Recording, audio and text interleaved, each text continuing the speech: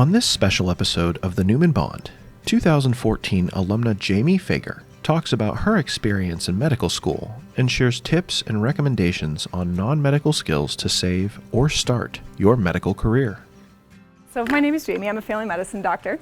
It feels really good to finally be able to say that after a lot of years, and you all will get there, I promise. But I was in your seats what feels like 5 minutes ago, and I'm being told is like over 10 years ago, which is a little weird. But I came exactly through where you are now. Went to medical school at KU here in Wichita. Did residency at Wesley here in Wichita as well. And mixed in there's of course some international travel and mission trips and all that fun stuff too. And then at some point I had 2 kids along the way and got married and have all the other life stuff going on.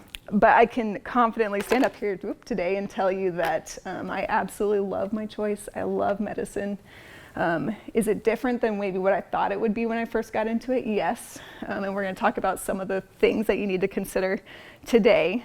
This is way applicable to not just medical career. So if there's anybody in here that is like, I don't want to be a doc, that's okay. This still applies.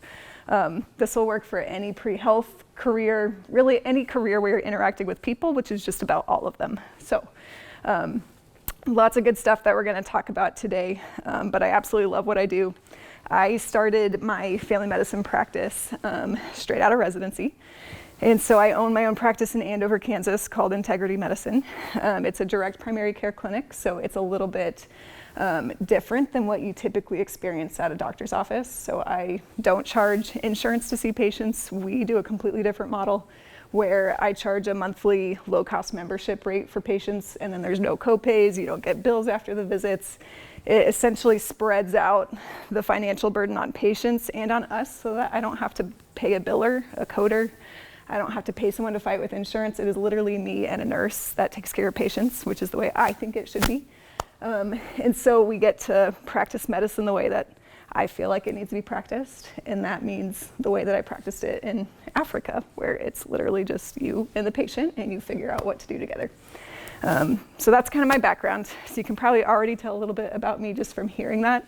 I'm a little bit of an independent thinker. I don't like to be told what to do by other people, that I think I can do a better job. And so I think, honestly, if you're in the pre-health field or you're in the honors program, you've got a little bit of that already in you. So let's dive in.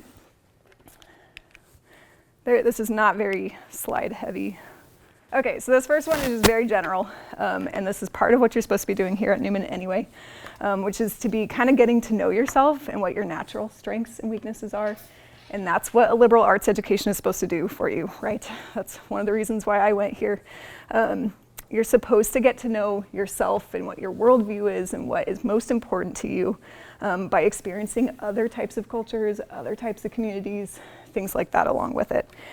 So I cannot tell you the number of medical students that either dropped out of medical school or got into residency and found out they chose the wrong residency because they kind of skipped this first step, which is doing that introspective step to say, okay, what do I actually enjoy? What are the parts of medicine or science or whatever field you're going into that it's life-giving and energy-giving rather than draining? So your role right now is to figure that out with classes. What things in your classes and what subjects that you're doing come naturally to you and feel like, yeah, it's not a chore to get out of bed at 8 a.m. to go to this class because I enjoy it. So take note of what those things are, because it's probably different than what you thought they were going to be coming in. I know mine was. I thought for sure I was going to be 100% science nerd, just want to do science classes all the time. And I found out I actually really enjoy history and genocide studies and games classes and teaching other people way more than the actual science part. So that's part of your primary objective right now, is to figure out what's already built inside of you, those strengths that you're already good at, so that you choose the right next step. Because it happens a lot of times in medicine where people go into it for the wrong reason. Sometimes it's money, which is absolutely the wrong reason. Money in medicine, I will tell you that right now.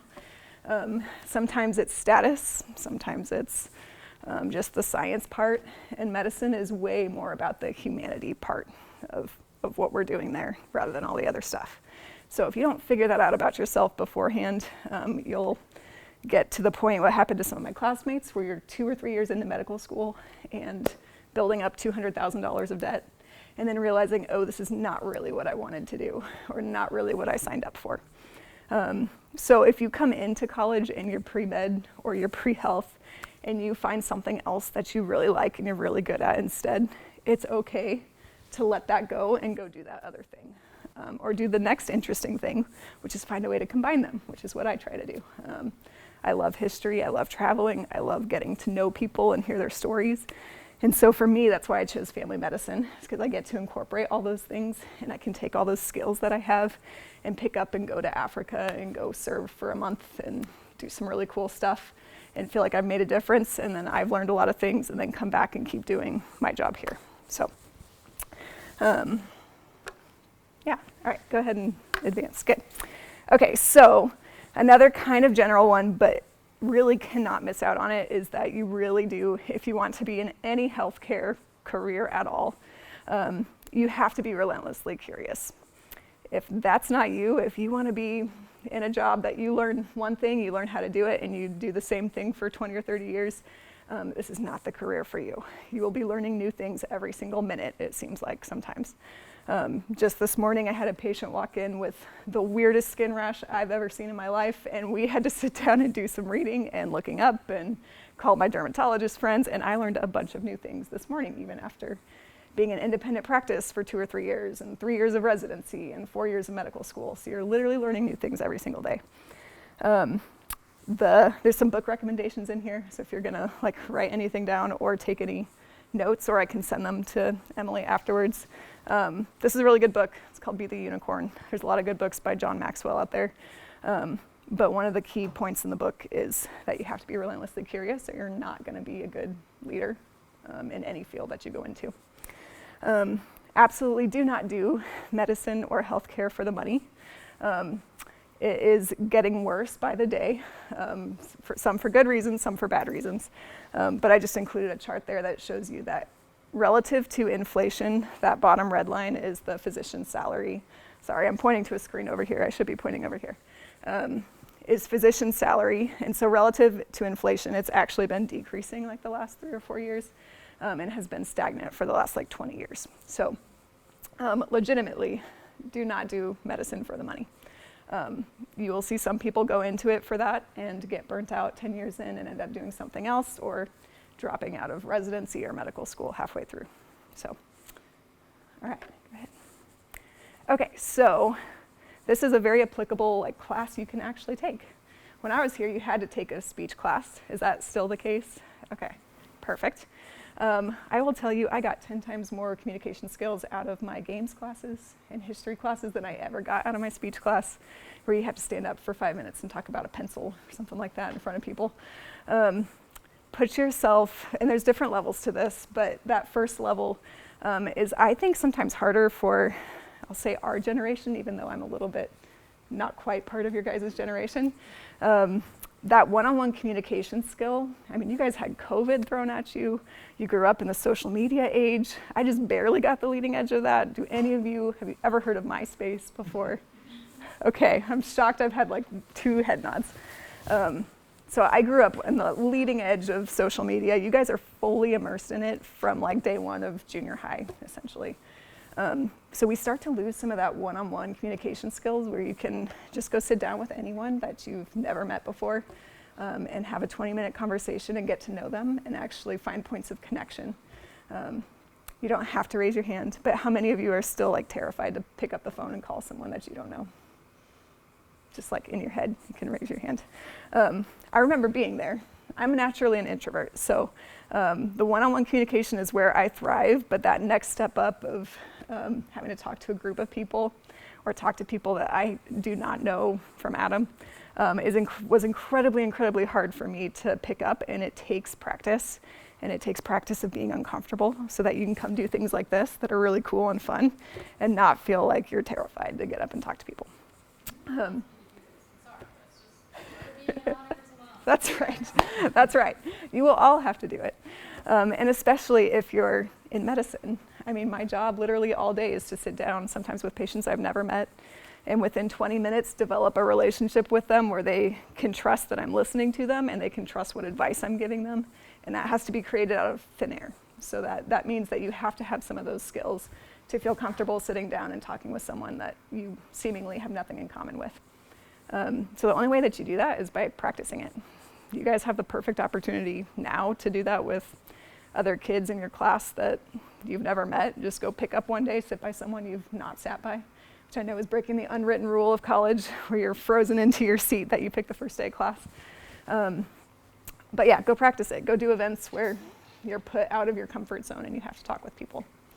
The next level up is group or community speaking. I hope all of you in this group have taken games classes or will take a games class at some point. It's just a whole nother level to be put in a situation where everybody feels uncomfortable, so it's fine. Everyone doesn't know what they're doing, it's fine. And you have to pretend to be someone else. You have to talk about something that maybe you don't know enough about right off the bat, and you have to try and project some confidence about it. That's an incredibly important skill that physicians that don't get that could be the smartest, most capable, most expert level person in the room and not be the person leading the group when they should be. So that's something that actually holds people back in their career, is not being able to get up and do stuff like this. And then the next level is being able to write and write creatively and write in a way that people find interesting.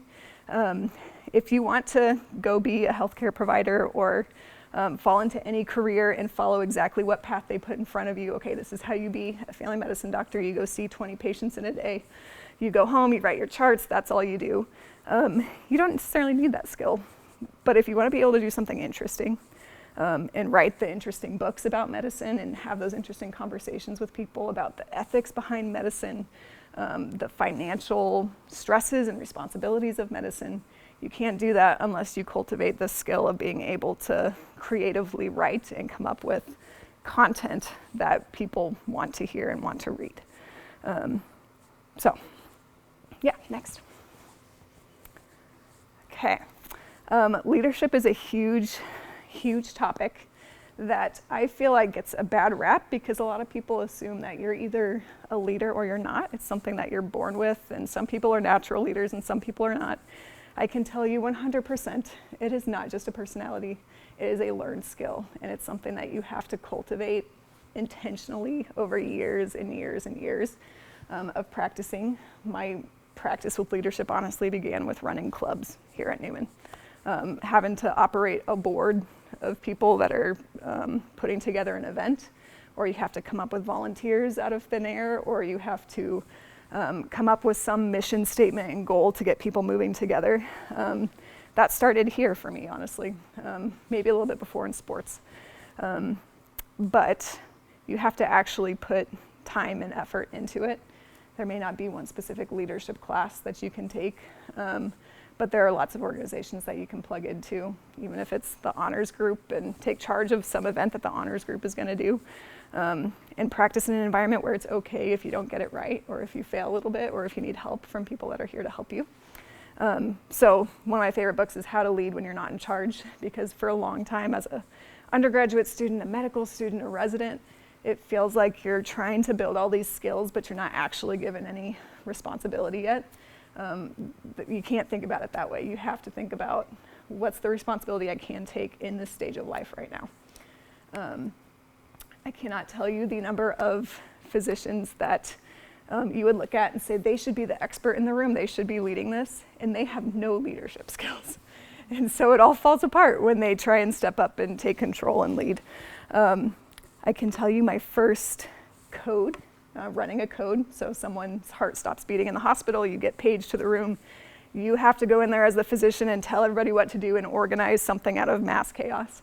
There are some physicians that do not practice this enough, and they honestly, they cannot do that. You have to practice that ability to walk into a room, stay calm, be able to organize your own thoughts, and then express yourself in a way that you're telling people what to do without yelling at them, without hurting people's feelings, without, all that comes from leadership experience. That first code that I went to as an intern is burned in my brain. I will never forget it. The saying in medicine is you see one, do one, teach one. That is absolutely true. It is absolutely terrifying the first time that you have to do something on your own after seeing it only once or twice. But I remember my feedback. We walk into the room. I knew in my head what to do. It's like, okay, we need this medicine. We need this person to do this. We need this person to do this. And then your brain just kind of shuts off sometimes when you're scared or nervous or you're not 100% sure that that's what you should do. And so in a room of 20 people trying to do things, I was talking at the level of this, which is obviously not going to get anything done when there's chest compressions and things like that. So my feedback after that first code was, you know what to do. Raise your voice and actually say it, and then it'll actually get done. So you have to be able to take feedback like that and turn it into something productive. And since then, so I became, this is completely beside the point, but I like to talk about it, became known as the code queen in our residency, because by the time I graduated in 3 years, I had done over 120 codes on people's hearts stop beating, having to do compressions, defibrillation, all of that. And it has served me very well to be able to do ER medicine since then. And I just last week had one of the coolest experiences of my life, where a month before, we had coded a gal in the ER that had a STEMI heart attack. It was in a rural place, so we had to stabilize for like 2 hours before we could fly them out to get their heart cath. And then she showed back up in the ER a month later, alive. So I mean, she was fine the second time, but we got to go have that moment of, this is really darn cool. I got to be a part of saving your life, and we got to hug and cry it out and be super excited about all that. But moments like being uncomfortable and learning to gather those skills, if you react to it appropriately and do what you're supposed to do and practice it, even when it really sucks or it's really uncomfortable, leads to moments like that later on. So, yeah, perfect. And then last thing, so I'm gonna judge my own generation just a little bit, because I think it started with my generation. But we're seeing more and more as I teach residents and med students and pre-med students, the kind of victim culture that's cropping up sometimes, where it's hard for people to take personal responsibility when it's easier to pass the buck on to someone else, or some other reason why they weren't prepared, or why they didn't know the answer to the question, or things like that. So I'm gonna challenge you to call that out in yourself when you see it, because I see it in myself sometimes and I have to call it out on myself. But just don't let yourself fall into that trap of doing what everybody else in your culture is doing. And have that full mentality of the buck stops here when it comes to personal responsibility. And just take ownership of things when you mess up. So Emily mentioned travel. I absolutely love to travel. It was one of my goals in undergrad to be able to at least go on a couple trips by the time I graduated. And so I worked like 3 part-time jobs and worked like 20 to 30 hours a week outside of school to be able to take a trip to Europe and to be able to go to Zimbabwe, which is where I went on my first medical mission trip. That honestly is the number one, and I think most fun way to build empathy. You cannot do medicine without cultivating that part of yourself, and it's hard to recognize what empathy is until you've had to cultivate it outside of your own culture. It's really easy to feel like, yeah, I understand people and I like people and care for people when they look and sound and think just like me. But figuring out how to do that in a diverse group is a lot more challenging. And so you've got to figure out how to communicate that to people. And traveling is the number one way, I think, to do it. So if you have a chance at all, and especially if you can get college credit for it, absolutely do it. I wish I could have done the Europe by rail trip that you guys get to do and things like that. So if there's any way to make it happen, it's worth it. I remember, so I went backpacking. It was only for 2 weeks, so not an intense backpacking trip. But I went backpacking through Europe, and we hit like 6 or 7 different countries with some of my college roommates from here. And I remember specifically one conversation that we had. We met up with some German student friends and then just met random people in the bar that night. And yes, we had a couple drinks, so conversation was a little easier when that's happening.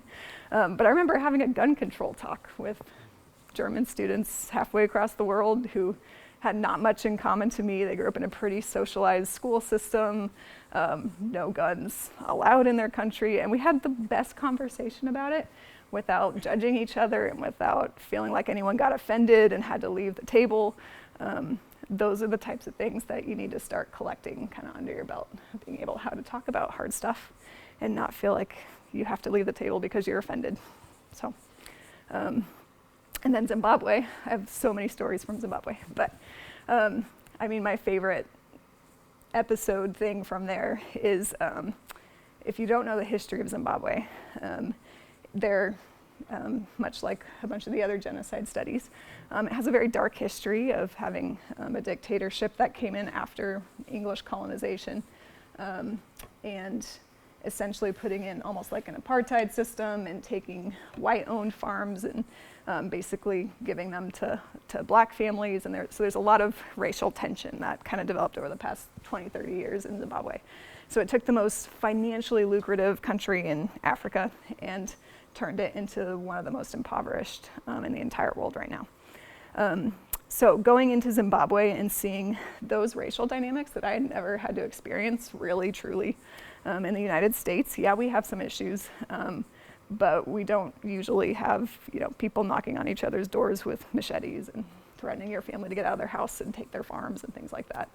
And so being able to sit down and have conversations with people who both experienced that and then chose to forgive each other and move on from that is a whole game-changing, world-changing experience in my mind that, there are lots of ways to get to know each other and be able to talk about hard things and move on. That sometimes we get stuck because we're a little spoiled in our American culture of feeling like if we get offended, we have the right to shut off a conversation with someone. And that's not the case. And that can't be the case in medicine. You have to take care of people regardless of what their background is, regardless of what they're there for. One of my favorite examples with family medicine is just this morning I had, my first patient of the day was a pretty healthy middle-aged person who we had to give a diagnosis of new onset heart failure to.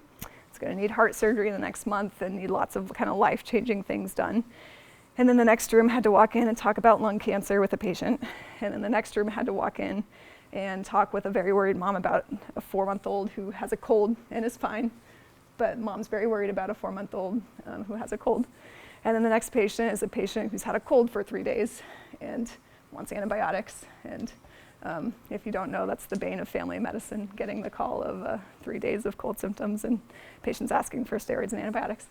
So you have to be able to walk from each of those rooms and be able to build that relationship with patients and have the same level of empathy as you do for someone being diagnosed with lung cancer as you do for the mom of a 4-month-old who's fine but is very worried, to the person who's been sick with a cold for 3 days and thinks they're dying and they're not. So it's a skill that you have to cultivate.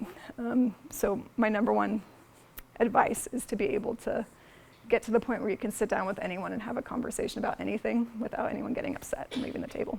So college is a great place to do that. You just have to keep practicing.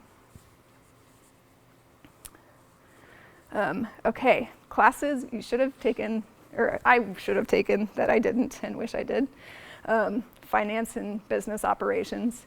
If you're like me at all and you have even an inkling that you want to be your own boss someday, or you want to be the leader of an organization someday, you need these basic skills. I got too distracted and liked my science and history and decided to forgo these, and I've had to learn it all on the fly since then by doing extra reading and stuff on my own. So please, please, please take a finance and even like a business management class or two.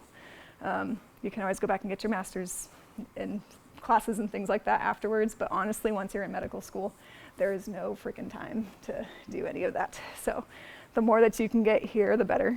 I love the book on the right, The Road Less Stupid. It is one of my favorite, most entertaining finance books, and it walks through kind of some of the basic stuff of business finance and what people don't realize goes on. If you're actually going to be someone who's making a difference and changing an organization, you have to understand where the money comes from, how it's spent, how you prepare for the future.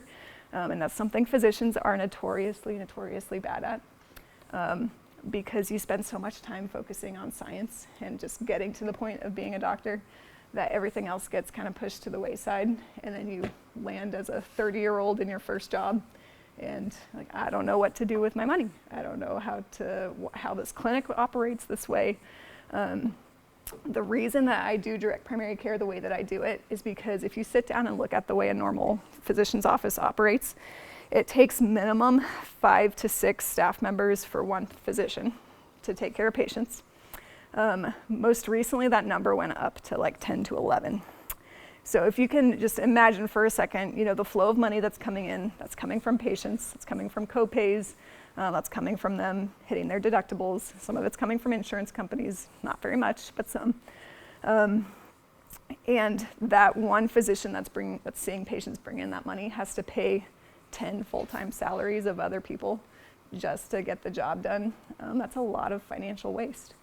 And that's partly why, I'm going to get off on a tangent here, but partly why medicine is so stinking expensive in the US right now is because we put so much bureaucracy in between patients actually getting care, that doctors have to pay that many staff members just to be able to get a procedure scheduled or get a medication approved, or you name it. It takes a lot of money and personnel in between the two to get it done. So if you are an intelligent, financially wise physician going into your first job, and you can look at a clinic and say, okay, how financially successful is this clinic? How am I being paid? How do I ensure that I'm being paid fairly? You'll be worlds ahead of yourself compared to people that just kind of show up and, oh, that sounds like a good salary, sign the line, and get stuck in a job where it's not a good fit for years and years. And then The White Coat Investor is a personal finance kind of book. Honestly, it applies to any career. It does not matter if you're going to be a physician or not. There are things you can be doing now in college, even when you have no money, that I wish I would have known that would set you up a little bit better for your future. You can start things like Roth IRAs when you have no money, and put a little bit into it, and it'll grow for the next 10 years while you're still doing training, and you'll be way, way ahead of your peers. So it's worth picking up and reading through now before you even get into medical school. Okay, next. Okay, and then finally, this is more of a learned trait rather than a class that you can take. But I think it is experienced very well in honors classes and games classes where you have to invent curriculum sometimes. I remember some of my favorite courses were ones, I think I had to combine biochemistry and a games course, so I created a London cholera game out of nothing, which was one of the coolest things I think I did in undergrad. But you have to be able to learn how to balance the humility with boldness when it comes to healthcare and medicine. Kind of like running a code. You have to know what you know and be confident to be able to say it, but also know what you don't know. And a lot of times that's the difference between nursing level versus pre-med student versus medical student, resident, attending. It's the level of knowing what you don't know is out there. Okay, last slide. So I can't end a talk without talking about kind of the next step for you guys, which for a lot of you is interviews, whether it's a different professional school or medical school after you do MCATs. And this is what I get asked about all the time with my pre-med students is, what is the interview process like, and how can you prepare for it? I was very lucky. I did the early match system through KU because I knew I wanted to stay here.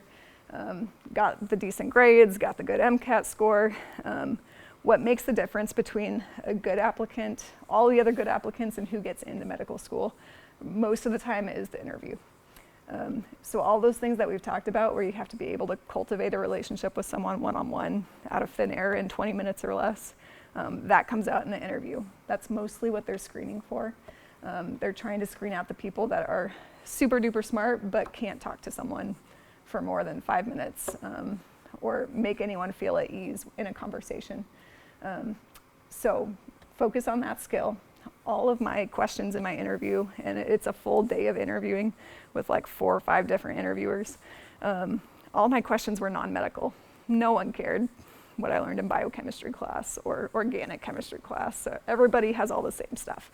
What they care about is all the kind of non-tangible stuff that you should be getting from your life experience, which is things like ethics and morals and life experience outside of medicine.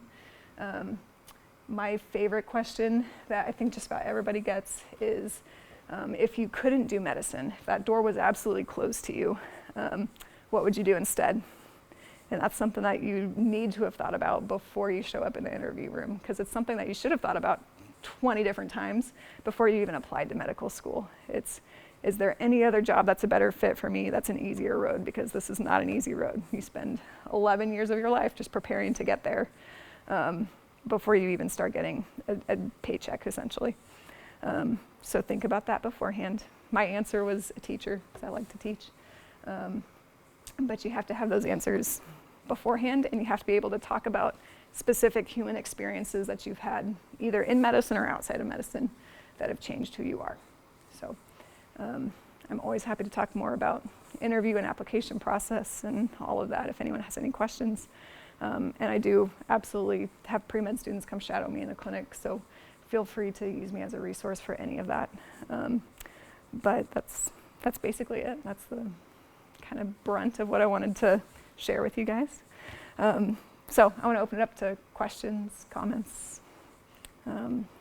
Anything is in limits for questions. I don't care. We can talk about codes. We can talk about financial stuff, whatever you want. We're having a family in medicine, which is not the easiest thing to do. But yeah. Did you think that you wanted to start a business like going into it, or did you get into the medical field and then realize that you didn't like what was like your options, I guess? Yeah, a little bit of both. And one of the big determining factors before I even got to medical school was that kind of big medical mission trip that I did, where I got to see kind of the independency of different medical systems, and how you really could, if you had enough confidence and were willing to work hard enough, you can design a system that you want to work in and you want to practice in, rather than feeling like you have to be told what to do. So I had that nugget kind of coming into it a little bit. And then throughout medical school, I'd heard about this DPC concept, and then residency experience. I'll be 100% honest. You learn a lot of good things in residency. I had a blast with my residents. The patients you absolutely love. I hated the system of residency because it is pretty oppressive. You're working 80-hour weeks, and you have to show up and do exactly what someone else tells you to do for 3 years in a row. I knew halfway into that I could not do that for the rest of my life. I had to be in a situation where I made my schedule and I could decide how I wanted to practice medicine. So, yeah, great question. What else? Yeah. Could you tell us about having a family? Sure. Yeah, so I have 2 kids, pregnant with a third. Yeah, I had my first, so I've got 2 girls, have an absolutely amazing husband who I could not have done any of that without, because you really are heavily relying on your spouse when you're having kids in medical school and residency. So my first kid, I had 4th year of medical school. Second kiddo, she was like end of 2nd year of residency. Did it affect some of my education? Yes, absolutely. Some in really good ways, some in ways that are kind of unfortunate, but you just have to do it. I mean, I literally couldn't stand, I had hyperemesis with my first one. I couldn't stand for rounds for longer than like an hour or 2 without passing out. So I literally had to figure out other ways to go sit down, or had to skip part of rounds and come up with ways to not fix my education, but enhance my education in other ways. So that's something that it's hard to foresee ahead of time what that's going to be like.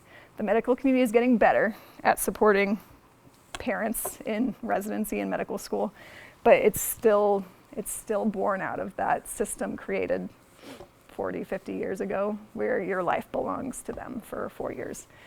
So there still are some things that you have to figure out along the way. And some of that is being confident enough to go and talk to the people in charge and say, okay, I'm having an issue with this, we got to fix this. And so I came up with different ways to present. I think I was on neuro IC rotation at the time when that happened. So I went in and gave a bunch of talks about neuro ICU topics because I couldn't stand for rounds. So, is there anything specifically that you have questions about, or just kind of general experience? Yeah. Did you get maternity leave as a student? Great question. There is no official maternity leave in medical school. Now there is one technically available in residency, and that's rather new as of like the last couple of years. So in medical school, I took off, this is going to sound terrible, 2 weeks, and then went back for a month, and then got like a month off afterwards. So I had 2-week maternity leave before I had to go back to a rotation. And that's just the way the timing of things worked out. It was not fun. I would not recommend doing it again. I hope that continues to get better with time. I think medical schools are getting a little better at recognizing that, you know, people are there in their 20s and 30s, and that's usually when you have kids. So you kind of need to find ways to work with that. In residency, I think I took 6 weeks, like 5.5 weeks or so with residency. So better than nothing, but is it great? No. Hopefully by the time you all get there, people like me that have gone through and had to experience that terribleness and said, hey, this is really a bad idea, that will hopefully be fixed a little bit better by the time you get there. But advocate for yourself. If you're in that situation and having kids and having a family in any professional school, advocate for yourself. Go tell them what you need and come up with creative ways to continue to have your education despite it. So, yeah. How did you balance being a mom and working or doing like 80 hours of residency? Yeah, great question. So for me, it came down to a couple personal decisions. It came down to, okay, I know my purpose. I know why I'm doing this. I know what my goal is after I'm done. And I know this is for a short time. And I know my girls will eventually look back on what I was able to do and look up to it, even though I missed some of the early stuff the first few years. They spent a lot of time at the hospital. My husband would bring them up when I was on 24-hour calls, and we'd do dinner in the hospital cafeteria until I got called to a code. Kids are really resilient. They kind of roll with what you have to do as parents. And luckily we did that all when they were very young. So will they even remember half of that? Probably not. But I used it to set myself up to a career spot now where I get to make my own schedule. And I get to set the rules of when I get to be home and at work and make sure I can control my schedule to come do things like this or be off in time for the soccer game and things like that. So yeah, it's a little bit of a personal, you have to have the mission, you have to have the calling for it, or it's easy to quit. And then kids will eventually get to the point where they look up to that. So I get to, yeah, sorry, go ahead. I was going to ask what your husband does. Yeah, he's oh goodness, he's done about 10 different jobs. He's someone who did not know what he wanted to do very early on in life. So right now he's a firefighter and he loves it. That's probably that's his calling. That's what he should have done straight out of college. But he's been, I think he did TV sales while I was in medical school. So he's supported us financially the entire way through medical school and residency. He was a police officer for a little bit. Yeah, he's done lots of things. But it's kind of nice that he's not in the medical field, I'll be honest with you. And it's nice that he gets to see some of the same kind of traumatic things in his job that I do. So we get to talk about it and figure that stuff out together, but his schedule is not the exact same as mine. So that works out well. He works 24-hour shifts and then is home for 48 hours. So we do a lot of handoff parenting. Where it's like, okay, here's the kids, bye. See ya in 12 hours. So yeah, finding the right person, having the right understanding ahead of time that medicine for a spouse is not an easy ticket to having a really good salary for the rest of your life. It's a lot of hard work to be the spouse of a physician. So yeah, great question. What else? Yeah. How did you balance time for yourself and time for studying medical school? I did not do that very well, I'll be honest. That's also a learned skill. And you can tell from my undergrad experience, I was working 30 hours a week on top of classes and trying to run every single club organization I could and do student teaching and all the things. You get to a point where, honestly, I think it takes failing in that to figure out how to do it well. So sometimes you get to a point where you get burnt out and say, okay, this is not working. So what do I need to do to fix it? And it typically looks like drawing boundaries. So practice doing that now. Whether it's with your own friends or your own family members, to say, nope, this is the time I need to dedicate to this. I will catch up with you afterwards. But drawing boundaries to be able to say, I need to go for a run at least twice a week, and I need to go exercise, and I need to make going to the grocery store and picking up fresh food a priority rather than eating McDonald's every day. So it's a learned thing, and finding a mentor that's good at it is a good way to do it, because it changes every season. 1 year in medical school looks completely different from another, and so you have to relearn how to structure self-care and staying true to what's important to you. For me, that looked like making sure I was in church when I needed to be, because that's ultimately where my calling comes from. So if I started to lose sight of that, everything kind of fell apart. So I know that's a very general question, but if you're having issues with it, my best advice is to reach out to someone who's gone past that phase of their life and can teach you how to do that.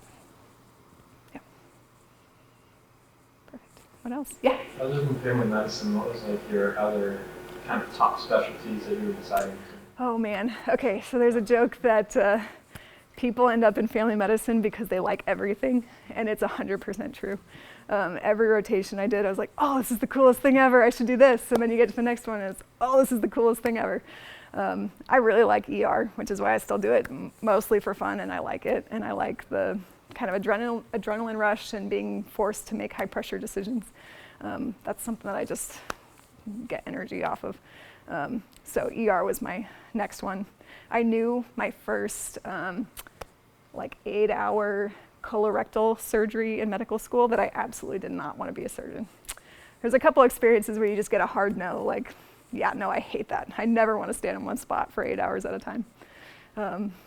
So don't make up your mind what you want to do, honestly, in medicine until you've had a chance to go try 20 different things, because sometimes you don't realize what's a good fit until you're in the middle of it. Yeah. But yeah, I loved everything. Peds, ER. I liked a little bit of surgery, just not the 10-hour long surgeries. So I delivered babies up until a couple of years ago. So I did family medicine because you can also do OB, especially in a rural area. So I loved delivering babies. Didn't love the C-section part as much, and that's why I dropped it. I just didn't. You have to have a huge passion to do surgical things very well. So, yeah. Good question. What else? Yeah. Did you have next time, like before med school? No, but I did something kind of similar. I was a medical assistant for a couple different areas. So I worked in a cardiology office and roomed patients and took medical histories and learned a bunch of drug names and all of that.